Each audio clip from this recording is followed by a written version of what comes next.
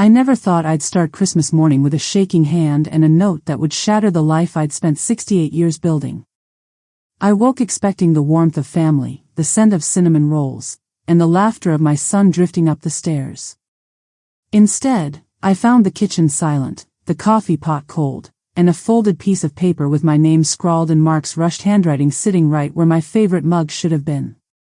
If you've ever wondered how it feels to be betrayed by your own child, to have your world turned upside down in one careless morning, you're about to find out. If this story hits close to home, please subscribe, share your own experiences in the comments, and let me know where you're watching from, because nobody deserves to face this kind of heartbreak alone. The paper trembled in my hands as I unfolded it, afraid that if I read too quickly, the truth might swallow me whole. Mom, we decided to spend Christmas in Lake Tahoe. Just us. Don't worry about the money, you always take care of things. We'll be back after New Year's. Enjoy the quiet. Love, Mark. The words blurred and sharpened, like they were burning themselves into my memory. I blinked, hoping I was still dreaming. I called out, first softly, then louder, until my voice echoed through the empty hallways. No one answered. All I heard was the faint ticking of the clock above the fridge and the winter wind rattling the window panes. I walked from room to room, my slippers scraping across the hardwood. Mark's suitcase was gone from the guest bedroom. Julia's silk scarf, her favorite, the one with red tulips, no longer hung on the hook by the door. Even little Oliver's dinosaur pajamas were missing from the dryer. The family I'd spent weeks preparing for, decorating for, and baking for had vanished like they'd never been here at all. Only their laughter lingered in the house's bones. I reached for my phone, but every call went to voicemail. Mark. Julia. Even my sweet grandson's iPad just rang with that childish ringtone. Panic built in my chest as I realized this wasn't a last-minute change of plans. This was a plan. I stood in my kitchen, surrounded by platters of gingerbread, boxes of gifts I'd wrapped with trembling hands, and the twinkle lights I'd spent all afternoon untangling yesterday. For a moment, I almost laughed. 18 years since my husband passed, I'd carried this family on my shoulders, through storms and loss and lonely holidays. I'd thought I'd done enough. Clearly, I was wrong. The worst part was the cold finality of that note.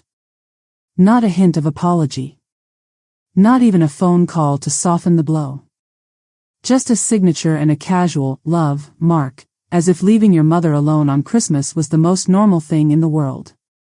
I opened the fridge to pull out the orange juice, trying to ground myself in something ordinary, but even that seemed ridiculous now. The carton was nearly full. I'd bought it special because Oliver loves it with his pancakes. My phone buzzed. A text from my neighbor, Mrs. Patel. "Merry Christmas, Alice. Hope you're enjoying family time." I stared at the screen, unable to type a reply. Shame washed over me. How could I admit my own son had left me behind, had taken his family on a trip I paid for, and hadn't even bothered to say goodbye in person? It was then that the next sting came, the itinerary on the counter. I'd spent months planning the perfect trip, a New Year's retreat at a snowy mountain lodge in Lake Tahoe, complete with private sleigh rides, spa treatments, and a chef-catered dinner on New Year's Eve. $19,000. Every penny paid for out of love, out of a desire to give Mark and his family the kind of Christmas I'd only dreamed of as a child. All I wanted was 1 week together. Now I understood what together meant to them. I slid into a kitchen chair, the legs creaking under my weight, and let myself cry, silent, ugly tears that left tracks down my cheeks and fogged up my glasses. I stared out the frosty window at the deserted street, wondering how many other mothers sat alone today, left behind by the very people they'd built their lives around. Maybe you're one of them. Maybe you're stronger than you think. The house felt like a museum, full of memories, but empty of life. The Christmas tree blinked quietly, casting golden reflections on unopened presents. I thought about calling my sister in Ohio, but I couldn't stand the pity in her voice, the the inevitable questions about what I did wrong. Instead, I sat in the stillness, replaying every conversation, every warning sign I'd ignored, the rolling eyes when I suggested a family photo, the tight smiles at dinner when I asked about Mark's job, Julia's sigh when I fussed over Oliver's bedtime. None of it mattered now. What mattered was the truth I'd been forced to face. You can give someone everything and still have nothing left when they're done taking. That was the lesson waiting for me in the heart of Christmas morning. I didn't know it yet, but this was only the beginning. By noon, I had made it through half a pot of coffee and 3 failed attempts at breakfast. Each time I tried to eat, my hands shook so badly the fork rattled against the plate. It wasn't just hunger or shock, it was the kind of humiliation that doesn't have a name until it happens to you. Every room was a reminder, the stockings I'd knit by hand, the garland still sparkling above the fireplace, the extra towels I'd folded for Mark's family, all left untouched. My heart kept asking the same useless question, was there something I could have done differently? The answer, I realized as the sun climbed higher, was buried under years of sacrifice. For almost 3 decades, I'd poured everything into my son, his education, his first apartment, the loan for his business, the down payment on the house where he now celebrated Christmas without me. People talk about unconditional love, but they rarely mention what it feels like when that love becomes invisible. I had given Mark everything he ever needed, even things he hadn't earned. And now, sitting alone, I was finally forced to wonder, had I actually given him too much? My thoughts kept circling back to the trip. The lodge had called 2 days ago to confirm our arrival time and to ask about dietary restrictions for Oliver. I'd spent hours reading Yelp reviews, researching every detail to make the week magical, ice skating under lanterns, the best hot chocolate in Tahoe, a midnight sleigh ride through the snow. The reservations, the spa packages, the non-refundable deposits, all of it had been paid for by me, in the hopes that shared experiences could patch over whatever cracks had formed in my family. It turned out those cracks had become canyons. I scrolled through my texts, looking for any sign of regret. There was nothing. The last message from Mark was 2 days ago. Can you grab extra batteries for Oliver's toys? Thanks, Mom. Not a hint of what was coming, not a sliver of honesty. That's what hurt the most. Not the money, not even the absence. It was the certainty that I had been left out of the plan entirely, as if I was just a footnote in my own life. My mind flashed back to Mark's childhood, the way he used to run to me after school, the homemade birthday cakes, the nights he'd sneak into my bed during thunderstorms. Had I raised a son, or just a man who knew how to take? When Julia entered his life, I welcomed her with open arms, thinking our family was finally complete. But as years went by, her smiles grew tighter, her patience shorter. Family dinners turned into formal affairs, like interviews where I was never quite sure of the right answer. Looking back, I wondered if this trip was her idea, or if Mark had simply become someone I didn't recognize. I stood and made my way to the living room, where the fire I'd started that morning was now reduced to embers. I poked at it absently, feeling the cold seep into my bones. For the first time since I was a girl, I considered the possibility that I might truly be alone. Not just for a day or a holiday, but for the rest of my life. It was a chilling thought, one that nearly drove me to call Mark and beg for an explanation, an apology, anything. But I didn't call. Instead, I opened my laptop and clicked through the folder labeled Tahoe Trip, Family 2024. The receipt stared back at me, 5 nights at the Evergreen Chalet, $7,800. Private chef dinner, $2,300. Spa packages, $2,700. Activities and excursions, $3,400. Flights, transfers, incidentals, $2,800. $19,000 for memories I'd never get to make. My hands moved on their own as I dialed the resort's number. Evergreen Chalet, this is Marisol. How may I help you? Her voice was so cheerful it almost hurt. This is Alice Weaver. My son, Mark Weaver, and his family are checked in under my reservation. I need to make some changes. She paused. Of course, Mrs. Weaver. What would you like to change? I glanced at the itinerary, anger and clarity sharpening every word. Cancel the spa appointments. All of them. Cancel the chef's dinner. Cancel the snowmobile tour, the photography session, every add-on. There was a beat of silence on the line. Mrs. Weaver, most of these are non-refundable at this point. That's fine. Just cancel them. And please remove my credit card from the file. I will not be responsible for any further charges. She stammered a polite response, but I'd already moved on. I pulled up my bank's website and started making calls, first to the credit card company, then to the travel agency, then to the gift shop where I'd pre-ordered a box of truffles for Julia. One by one, I erased myself from their vacation. I felt a strange sense of calm as I worked, almost as if I was reclaiming something that had been slipping away for years. This wasn't about revenge, or even justice. It was about finally demanding respect, from them, but most importantly, from myself. By the time I finished, the sun had dipped below the trees and the first evening shadows crept across my lawn. My phone buzzed on the kitchen table, lighting up with Mark's name. For the first time, I let it ring. I wasn't ready to hear what he had to say. Not yet. That first night alone, I didn't sleep. I lay on the couch in my living room, listening to the wind scrape tree branches across the roof and watching the lights on the Christmas tree blink in slow, oblivious patterns. Each one reminded me of the plans I'd made and the countless ways I'd tried to keep this family together. In the silence, I remembered every small compromise, every time I'd let myself become invisible for the sake of peace, every holiday when I'd spent a little more, hoped a little harder, and accepted a little less. Around 2 a.m, I opened the group chat on my phone, Family, Lake Tahoe 2024. I scrolled through weeks of messages, logistics about the trip, reminders for Oliver's ski lessons, links to restaurants Julia wanted to try. There was no hint, not even in the smallest way, that I wouldn't be included. In fact, the last message from Julia was, "Can't wait to make memories together." That stung worse than the empty house. I clicked through to the payment history, looking at every transfer and receipt.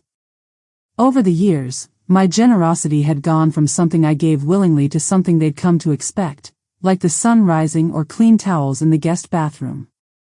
There were requests for school tuition, down payments, new furniture, home repairs, even a weekend getaway Mark surprised Julia with, booked on my credit card. Each time, the thank yous grew shorter. Sometimes, there was no thank you at all, just a thumbs up emoji or a "I will pay you back soon," that never materialized. Maybe that's the new definition of family, I thought. Venmo requests, polite obligations, the assumption that mom will always pay because mom always does. It didn't matter that I had given so much out of love. Somewhere along the way, love turned into obligation, and obligation turned into expectation. The lines blurred so gradually I didn't even notice until they'd all disappeared. It was sometime after 3 when I finally got out of bed and wandered into the kitchen.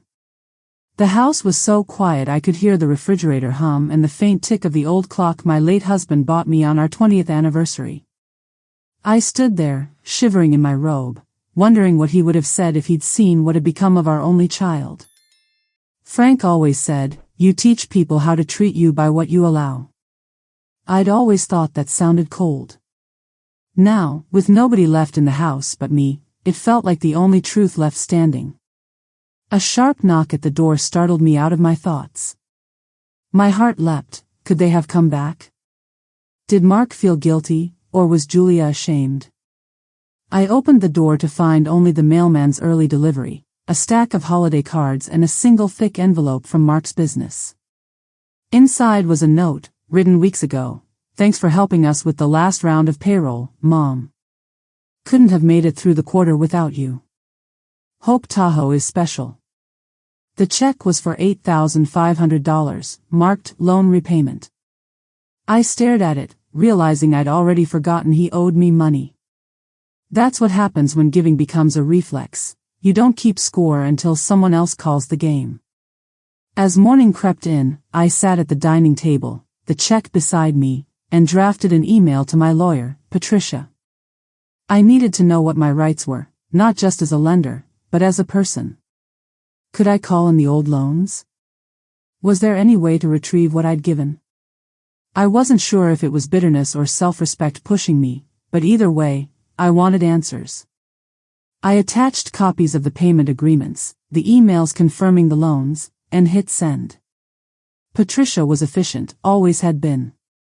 If there was a way to draw a line between love and liability, she'd find it.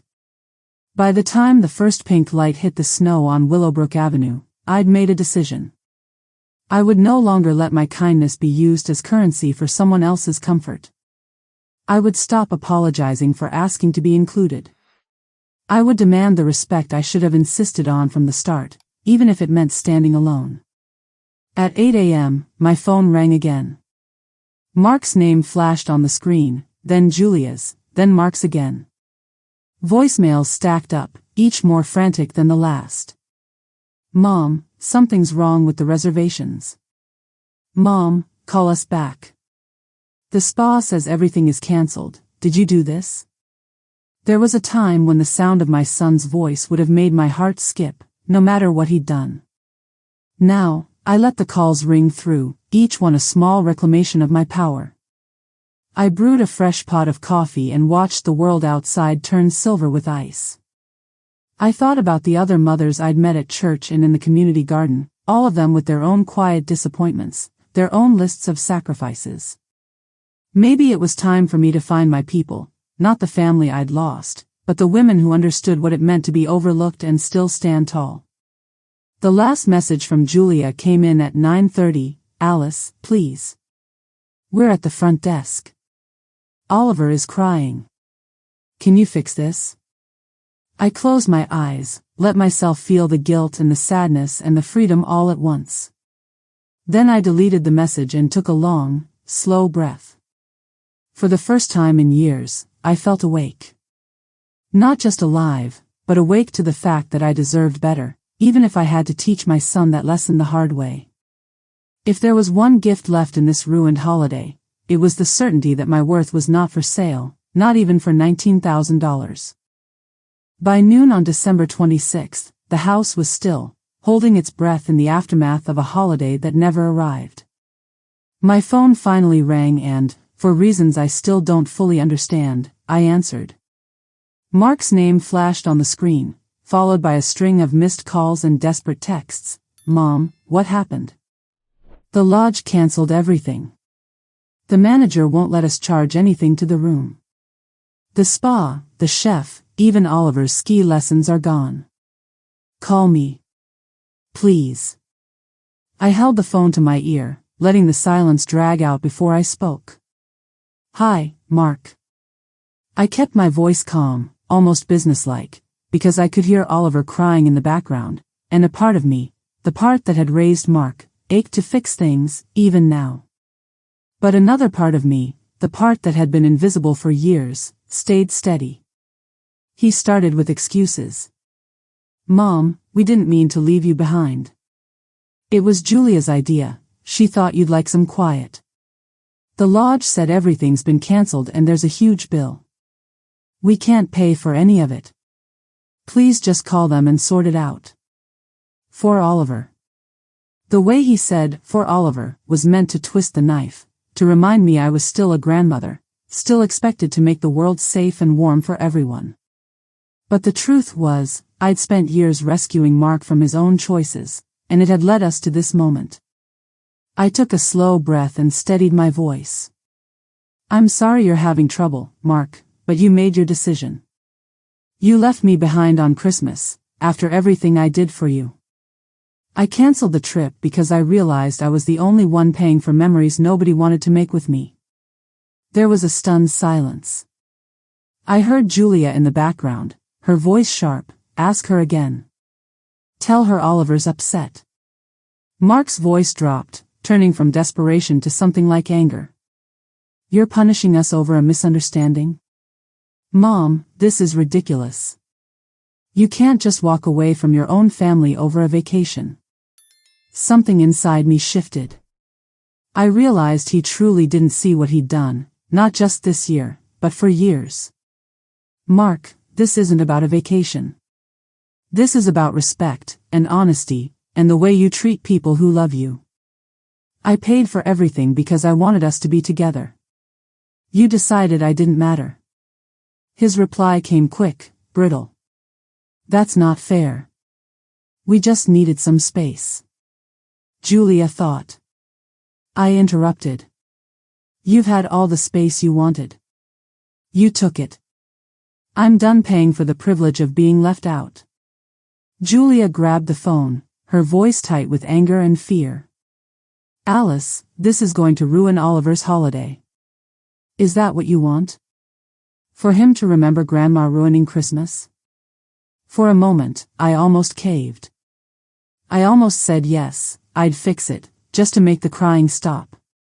But then I looked around at the empty house, at the untouched food and the unopened gifts, and I remembered the ache of Christmas morning, the way I'd waited for a knock that never came. I spoke gently, but with a firmness I'd never allowed myself before. If you want to talk about what's really wrong, I'm here. But I'm not sending another $1. Not today. Not ever, until you understand what you did. Julia's answer was a string of insults, but Mark cut her off. Just hang up. She won't help. The call ended abruptly. I set the phone down and felt, for the first time, a strange and unfamiliar sense of relief. For years, I'd lived in fear of my son's disapproval, of being left out, of losing my place in his life. But that fear was gone now, replaced by something harder but more honest, the understanding that love isn't meant to be earned by sacrifice alone. I walked into the living room and sat by the window, watching the neighborhood children sled down the hill across the street, their laughter echoing through the cold air. I wondered if their mothers worried about being left behind someday, or if they trusted their children to love them without conditions. A few minutes later, my phone buzzed with a message from Mark. It was a photo, Oliver's small face red from crying, clutching a toy train I'd given him the year before. He misses you, the caption read. Underneath, a string of messages pleading for help, promising to pay me back, asking for one last favor. I stared at the screen, my heart twisting. But I didn't reply. Instead, I closed the blinds, turned off my phone, and sat in the quiet. For the first time since I could remember, I let myself feel the full weight of my own disappointment, and the possibility that, even in heartbreak, I could choose something different. That evening, I heated up a bowl of leftover soup and sat down at the kitchen table with a notebook. On the first page, I wrote, "What do I want my life to look like now?" The question scared me, but it also felt like a door swinging open. If I wasn't needed as the family banker, the holiday planner, the fixer of every crisis, who was I? Who could I become, now that I was finally free to put myself first? Outside, the world was cold and dark. But inside, something small and fierce began to thaw. That night I slept in my own bed for the first time since Christmas morning, though I barely slept at all. I lay awake tracing the cracks in the ceiling, thinking about how many years I'd filled this house with hope and noise, always believing the next holiday or birthday might bring us closer. But now the silence didn't feel empty, it felt honest. For the first time, I wasn't waiting for the sound of a key in the door or a text that would make everything okay again. Sometime before dawn, I rose and padded down the hallway in my slippers, past the gallery of family photos, each one a frozen smile, a moment I'd once thought was proof of our closeness. I paused by the photo from Mark's graduation, remembering the tears in his eyes as he hugged me and promised to take care of me, someday. I realized then that someday never comes for people who never intend to keep their word. I made a pot of strong tea and sat at the kitchen table with a legal pad. My lawyer, Patricia, had responded to my late-night email by 6 a.m., efficient as always. Her reply was straightforward. You have clear documentation of your loans and support to Mark. You can demand repayment and withdraw all financial guarantees. It's your right. The words looked harsh on the screen, but I read them over and over, finding comfort in their clarity. I wasn't crazy. I wasn't cruel. I was just done enabling people who mistook kindness for weakness. I spent the morning sorting paperwork, stacking folders with receipts for college tuition, down payments, car notes, credit card statements, even grocery bills I'd quietly paid when Mark was between jobs. Each piece of paper was another memory, another proof of how love had been measured in dollars and signatures. There were the records for his business, the payroll advances, the silent investments I'd made to keep his doors open. Over and over, he'd said, "Just until things turn around, Mom. I'll pay you back. You know I will." But he never did. I called Patricia at 9. "I want to recall the loans," I said. "All of them. Serve the notice today." She didn't hesitate. "I'll have everything drafted and ready for your signature by noon." "You're doing the right thing, Alice. It's time for your boundaries to matter as much as your generosity." When I hung up, I felt lighter and heavier at the same time. This was the end of the script I'd been handed my whole life, the role of the mother who fixes, who forgives, who foots the bill, no matter how deep the hurt. But I couldn't be that woman anymore, not without destroying the part of me that still hoped for dignity. Mark called again, and this time I picked up, if only to end the guessing. "Mom, what are you doing?" "Julia's furious. We can't get home. We're out of money." I told him simply, "I've canceled my financial support, Mark. The loans are being called in. You'll get a letter from Patricia today." His anger came quickly. "You're really going to ruin us over this? Over one bad decision?" I breathed slowly, willing myself not to fall into old patterns. "You didn't make one bad decision, Mark. You made 100 small ones that led here. You made it clear I wasn't wanted. Now I'm making it clear I won't keep paying to be ignored." He fell silent, and I could picture him turning away, running his hand through his hair just like he did as a boy when he didn't get his way. "You know Julia's parents can't help. Oliver's scared. What do you want from us?" I considered the question. What did I want? Apologies? Gratitude? Maybe once. Now, all I wanted was honesty and peace. "I want you to understand that love isn't a transaction. I want you to find your own way. And I want to live the rest of my life with people who see me, not just my bank account." He muttered something I couldn't catch, then hung up. I stared at my phone, letting the silence settle around me. There would be more calls, more pleas, more angry accusations. But the dam had broken. I wasn't going back. That afternoon, I packed away the decorations I'd once thought would make this house feel like home. I put Oliver's stocking in a box, folded the tree skirt, unplugged the lights. I kept only one ornament, a tiny wooden heart mark made for me in first grade. It was chipped and faded, but real. I placed it on the mantel, a reminder that once, for a little while, love had been simple and enough. As the sun set, I went for a walk around the block. The air was crisp, and the sidewalks were scattered with bits of tinsel and pine needles, the last remnants of a holiday that had moved on without me. I saw families gathering for dinner, their windows lit up with laughter. I felt a pang of longing, but also a new kind of strength. My story wasn't over just because my role had changed. Back inside, I poured myself a glass of wine and sat with my thoughts. I let myself grieve, not just for what I'd lost, but for all the years I'd spent asking for so little. And as I watched the night settle in, I whispered a promise, to myself this time. From now on, I would choose me. The next morning dawned gray and heavy, the kind of winter day that pressed its palms against the windows and dared you to get up anyway. I did, out of habit if nothing else, moving slowly through my morning routine, making oatmeal, feeding the neighborhood birds, trying not to glance at my phone every 5 minutes. Even with all the boundaries I'd finally set, I still felt that old ache, the muscle memory of worrying about Mark, of wanting to fix things, to undo the harm with a few generous gestures and a little forgiveness. But I was learning to let those urges pass. I owed myself that much. I sat at the dining table, legal papers spread before me like a cold breakfast. Patricia's email had arrived at 7:42 a.m., sharp as always. Attached were official letters recalling each loan, every dollar I'd ever advanced, tuition, car notes, business, investments, even the money for the home renovation I'd all but forgotten.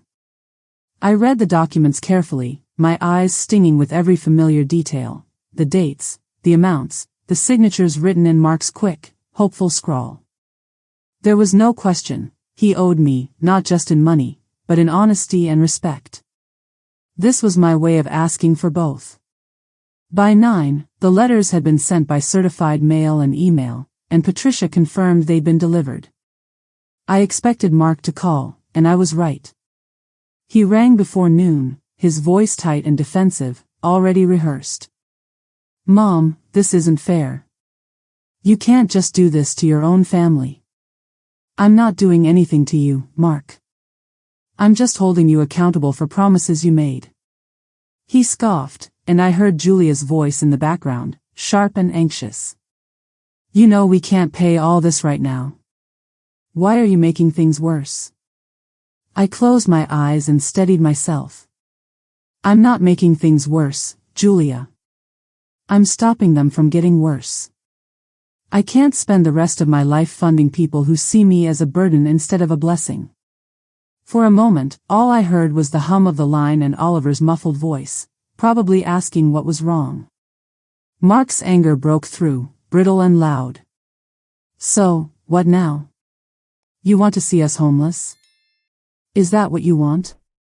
The old me might have apologized, backpedaled, maybe even sent more money to ease the guilt that always lurked beneath the surface. But this new me, the one who had survived Christmas alone and come out breathing, answered honestly. "No, Mark. I want to see you stand on your own 2 feet. I want to see you grow up." He cursed and hung up. My hands shook for a few minutes after, but then the quiet returned, and this time it felt like space, not emptiness. A few hours later, Patricia called with an update. "You did everything right, Alice. Don't be surprised if they push back. Sometimes people lash out when you stop giving. If they threaten or harass you, document everything." Her words stayed with me as the day unfolded, each hour bringing a new email, a new text, a new attempt to guilt or goad me back into submission. Some messages were angry, some pleading, some manipulative in ways only family can manage. I read them all, but I didn't respond. Instead, I started a folder on my desktop, evidence. I saved every message, every voicemail, every accusation and attempt at guilt. For the first time, I saw the pattern, how quickly love could turn to resentment when the money ran out. Late that afternoon, I called my sister, Linda, in Ohio. She'd always warned me to draw firmer boundaries, but she never said, "I told you so." She just listened as I told her everything, the canceled trip, the loans, the heartbreak. She cried with me, and then she laughed, and then she promised to visit as soon as the weather cleared. When we hung up, I felt something loosen in my chest. I wasn't alone after all. Family isn't always the people you gave birth to, sometimes it's the ones who show up when your world falls apart. As evening set in, I sat with the folder of evidence open on my laptop and a mug of tea cooling in my hands. I watched the wind toss snow against the streetlight outside, and I promised myself, no more explanations, no more apologies for wanting respect. I was done negotiating the value of my own heart. When the phone rang again that night, I didn't answer. Instead, I let the house fill with the simple sounds of my own life, a clock ticking, the low hum of the heater, the flutter of birds at the feeder.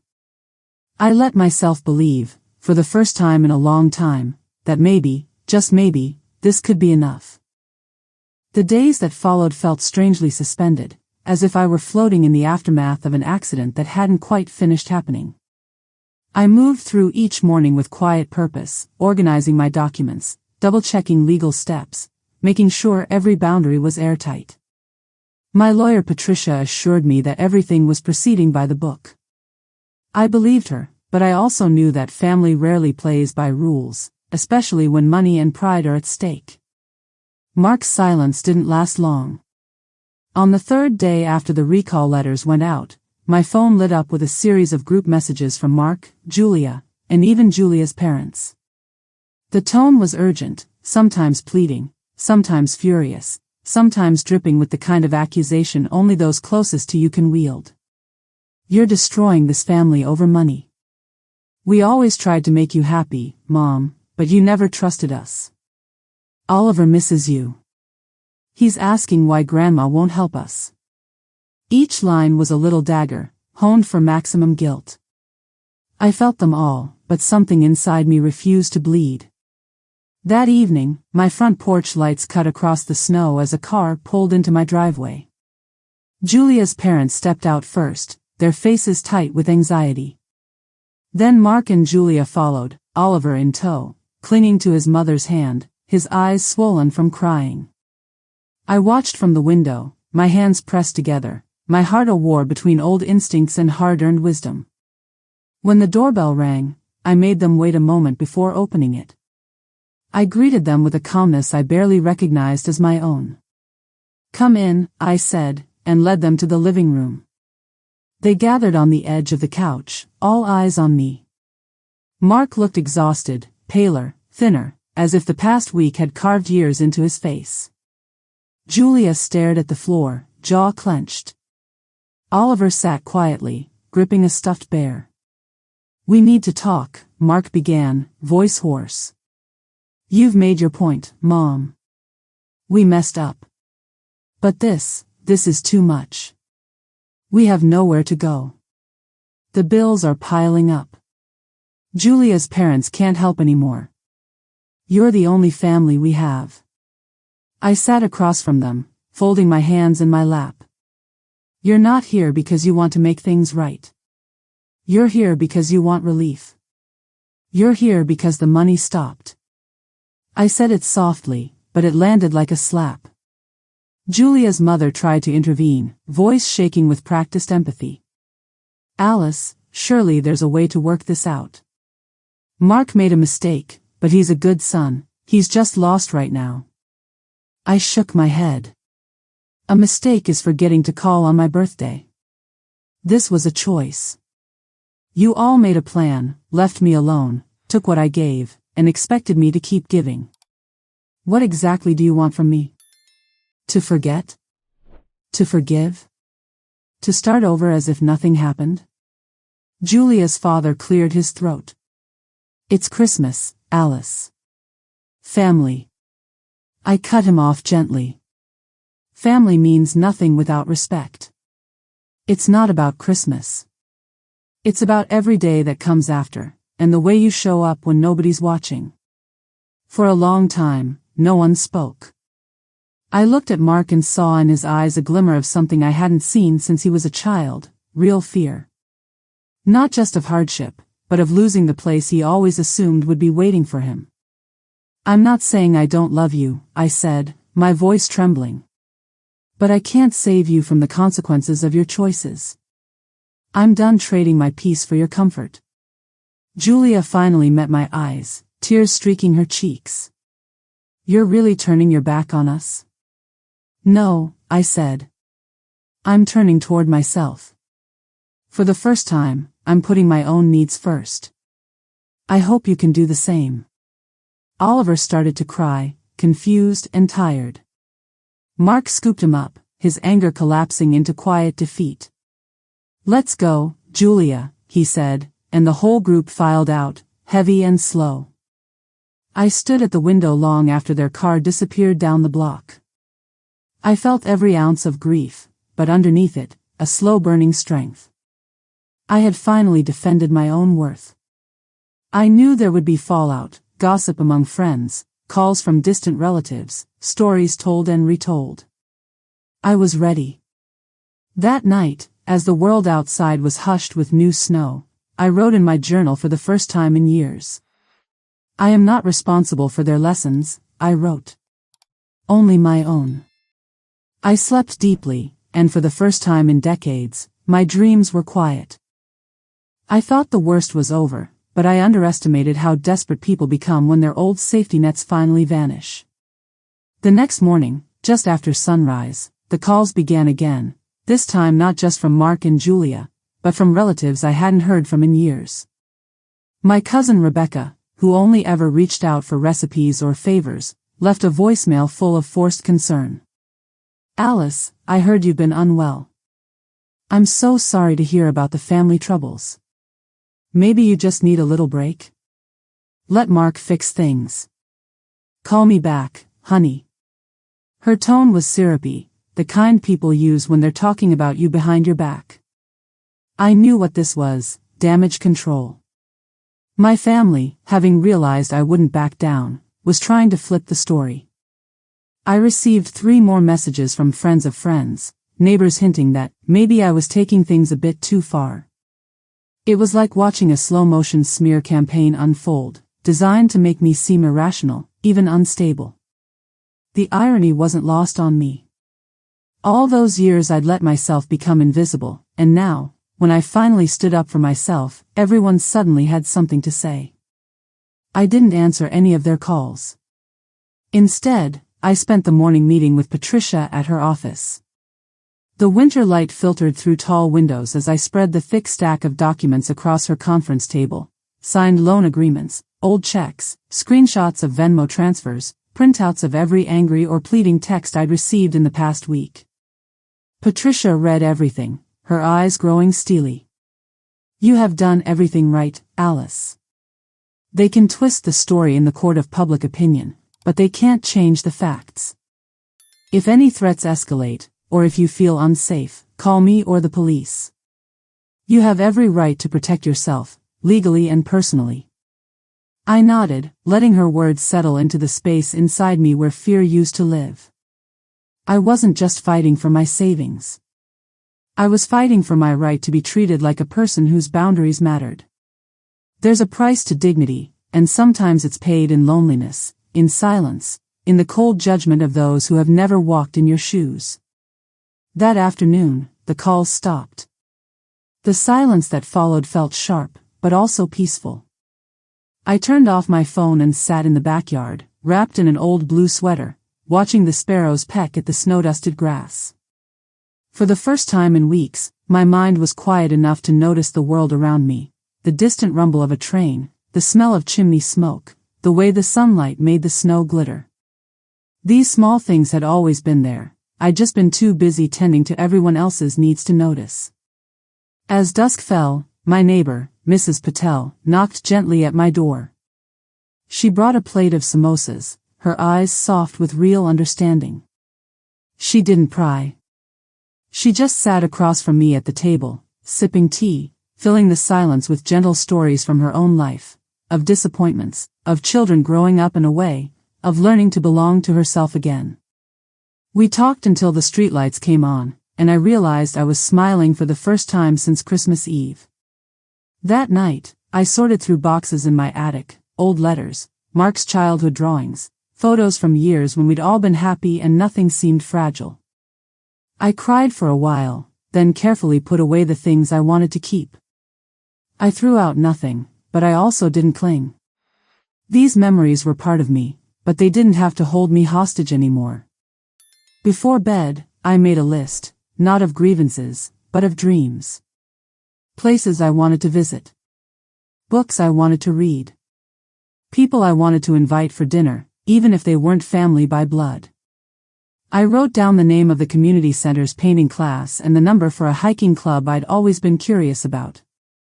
For so long, my life had been about what I owed others. Now, I wanted to discover what I owed myself. I turned out the lights and climbed into bed, the house still and safe around me. For the first time in years, I didn't dread the future, I looked forward to it. My dignity, hard-won and dearly paid for, was finally mine alone to keep. The days blurred into each other, slow and deliberate. I found new comfort in the rituals of solitude, morning tea on the porch, afternoon walks along the river, evenings with a book and no one demanding my attention. Yet even as peace returned, a lingering anxiety tugged at me, as if I were forgetting something important. It took a phone call from my financial planner, Mr. Rivers, to remind me I had left every last dime of my estate to Mark. We met at his office on the corner of Maple and Fifth, the place where I'd opened my first savings account the year Mark was born. The lobby smelled like lemon polish and old books, and I caught a glimpse of myself in the glass, older, wiser, and, for the first time in decades, determined. Mr. Rivers greeted me with a firm handshake and gentle eyes. "Alice, you wanted to discuss your will?" I nodded. "I need to make changes. My son's choices have made it clear that my priorities have to shift. I want to update all my beneficiaries." He listened as I explained everything, never judging, just making notes. I told him about the loans, the betrayal, the lawsuits. I told him about Christmas morning and how I'd finally realized my legacy couldn't be measured in money alone. I want something different for the rest of my life, and after I'm gone. I want my resources to go where they'll do real good. We spent hours drafting a new plan. I divided my assets among charities I believed in, old friends who had stood by me, my sister Linda, and even a scholarship for women returning to college after raising children. Mr. Rivers reviewed every detail, ensuring nothing could be contested. "You've been more than generous, Alice," he said quietly. "Now it's time to take care of yourself, and of others who understand the meaning of gratitude." I left the bank feeling lighter, the last weight of obligation finally shifting off my shoulders. There was no bitterness in the decision, only a quiet clarity that sometimes the greatest act of love is knowing when to let go. That evening, I sat by the fire and wrote Mark a letter, not out of anger, but out of honesty. I told him I'd updated my will, explained why, and assured him that my decision wasn't about punishing him, but about honoring myself. I wrote, "Love without respect isn't love. I hope one day you'll understand." I didn't send the letter right away. Instead, I folded it and placed it in a drawer, next to the wooden heart ornament he'd made in first grade. Some lessons take years to sink in. Some letters are written more for the sender than the receiver. Days passed, and winter's sharpness softened. Mark's calls became less frequent, his messages shorter, less frantic. He was angry, then silent, then, finally, a simple, "I'm sorry, Mom," dropped quietly into my voicemail one afternoon. I listened to it twice, waiting for the rest, the plea for money, the demand for another chance. But it never came. Just those 3 words, small but heavy. I sat for a long time with the phone in my hand, feeling the familiar ache, the reflex to reach out and make everything right. I almost called him back. Instead, I pressed save, slipped on my coat, and went for a walk under the bare oaks, the world peaceful and indifferent to my decision. At home, I made myself a bowl of soup and ate by candlelight. I thought of all the years I'd spent planning for a future that would never happen, and all the possibility waiting in the one I was finally beginning to claim. I realized then that forgiveness, real forgiveness, wasn't about returning to the past or pretending nothing had changed. It was about accepting what was, letting go, and daring to hope for something better. The world outside was quiet, the darkness gentle and complete. I finished my meal, washed the dishes, and settled in by the fire, ready to see what tomorrow would bring. It wasn't long before the small-town rumor mill found its way to my front porch. Mrs. Kim from 3 houses down stopped me during my morning walk, her tone thick with concern and a touch of gossip. "Alice, dear, I heard there's trouble with your Mark. I hope you're both all right. Let me know if you need anything." I thanked her, but her words echoed in my mind for hours. Every shop I visited, every cafe I entered, I could feel the sidelong glances, the careful questions, the pity that lingers just beneath politeness. Some stories made their way back to me twisted and half-true, tales of me losing my mind, of Mark being driven out by my stubbornness, even whispers that I was giving away the family fortune to strangers. It stung, but it didn't break me. If anything, it reminded me why I'd set these boundaries in the first place. For decades, I'd lived with the pressure to be the perfect mother, the forgiving matriarch. I was done letting other people's opinions decide my worth. Still, the loneliness cut deep, especially in the evenings. It's one thing to stand strong during the day, another to sit with the silence at night. I wondered if I was wrong to push so hard, to change so much. The old ache returned, guilt's familiar claws, searching for a soft place to dig in. I reached for my phone more than once, thumb hovering over Mark's number, then set it aside. I wouldn't be the first to reach out. Not this time. The breakthrough came on a Sunday afternoon, as sunlight slanted through my kitchen window and painted gold squares across the floor. A knock at the door startled me. I opened it to find Oliver standing on the porch, his mittened hands clenched around a card. Behind him stood Mark and Julia, tentative, exhausted, but different somehow. I knelt to Oliver's level and accepted the card. His handwriting was shaky, but the message was clear. I miss you, Grandma. Mark stepped forward, his face drawn but sincere. We need to talk, he said. Julia nodded, her eyes red-rimmed but open. I hesitated, searching their faces for any trace of the old games, the manipulations, the performance. I saw only weariness, a humility I hadn't seen in years. We sat at the kitchen table, steam rising from mugs of hot cocoa, the silence heavy but not hostile. Mark began. Mom, I'm sorry. Not just for Christmas, but for years of taking you for granted. We let money come between us, and we let our pride make it worse. I don't expect you to forgive us, but I needed you to hear that. Julia added, I was angry, I said things I regret. I wish I could take them back, but I can't. I just want Oliver to have his grandma in his life. We all need you, even if we forgot how to show it. I listened, my heart tight. For the first time, they weren't asking for anything, no money, no favors, just the chance to make amends. I spoke softly. What I needed was honesty. What I wanted was to feel like more than a bank account. I want a family built on respect, not guilt. We talked for hours, sometimes through tears, sometimes laughter breaking through the pain. There were no grand promises, no guarantees, only the slow, careful work of rebuilding trust.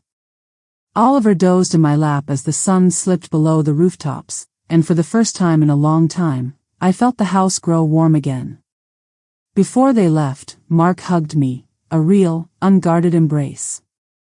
Julia took my hand. Let's take it one day at a time, she whispered. I nodded, knowing it was all any of us could promise. After they'd gone, I sat in the glow of the Christmas lights I hadn't yet taken down, Oliver's card on the table before me. I realized the rumors, the loneliness, the struggle, they had all been worth it for this moment, the chance to start again, on new terms, with open eyes. I put on a record, poured a glass of wine, and watched the snow begin to fall, blanketing the town in quiet forgiveness. Whatever happened next, I would be ready. This time, I would not lose myself.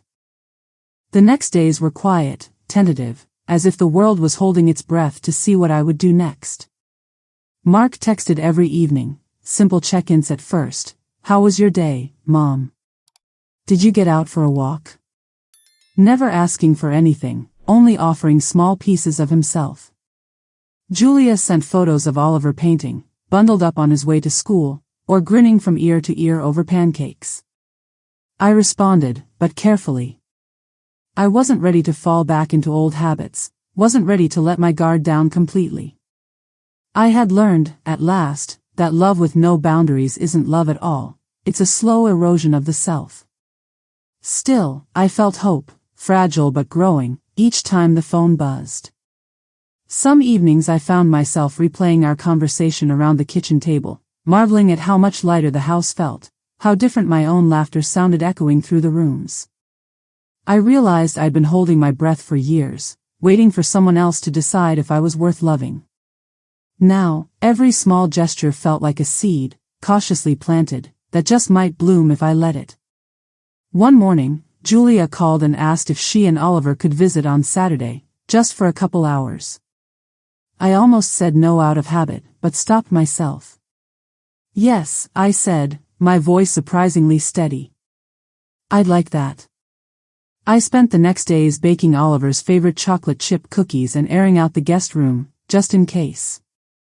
When they arrived, Oliver ran straight into my arms, his laughter bursting open a door in my heart I thought I'd locked for good.